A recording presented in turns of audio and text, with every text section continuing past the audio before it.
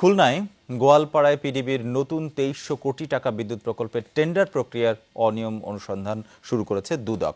এ নিয়ে পিডিবির চেয়ারম্যান খালেদ মাহমুদকে জিজ্ঞাসাবাদ করেছে দুর্নীতি দমন কমিশনের ২ সদস্যের টিম।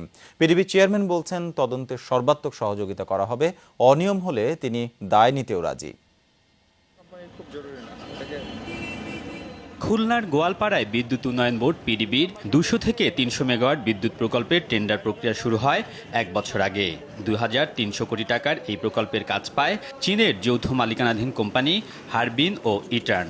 এই টেন্ডার প্রক্রিয়ায় প্রাথমিকভাবে অনিয়মের অভিযোগ পেয়েছে দুদক, যার ভিত্তিতে প্রায় ১ ঘন্টা জিজ্ঞাসাবাদ করা হয়েছে পিডিবির চেয়ারম্যান খালেদ মাহমুদকে। খুলনায় একটা ২০০ থেকে ৩০০ মেগাওয়াট বিদ্যুৎ কেন্দ্র এটার টেন্ডার হয়েছে। তো আমরা একটা জাস্ট অভিযোগ পাইছি। এখন অভিযোগটা কি এটা নিয়ে আমরা তো আর এক্সপার্ট না, এই জন্য জানার জন্য এসেছি। কত টাকা ছিল এই টেন্ডারটি? এটা ২০০০ কোটির উপরে। ঠিক অনিয়ম ওইরকম অনিয়ম না, যেহেতু এটা আপনার সামবডি কমপ্লেন এগেনস্ট এটা আপনার, সেটা ওনারা বলতে চাচ্ছেন যে আপনার রেগুলেশনটা ঠিক হয়নি।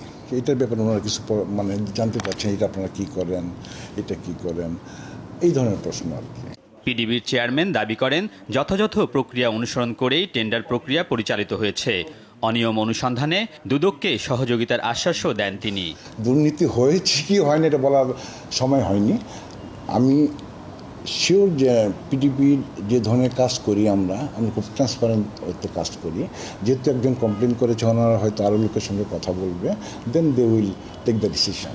এদিকে বুধবার মধ্যরাতে ১১০০ মেট্রিক টন গম অনিয়মের মাধ্যমে আত্মসাতের অভিযোগে কোস্টগার্ডের সাবেক মহাপরিচালক শফিকুর রহমানকে গ্রেফতার করেছে দুদক। আলমগীর স্বপন, যমুনা নিউজ, ঢাকা।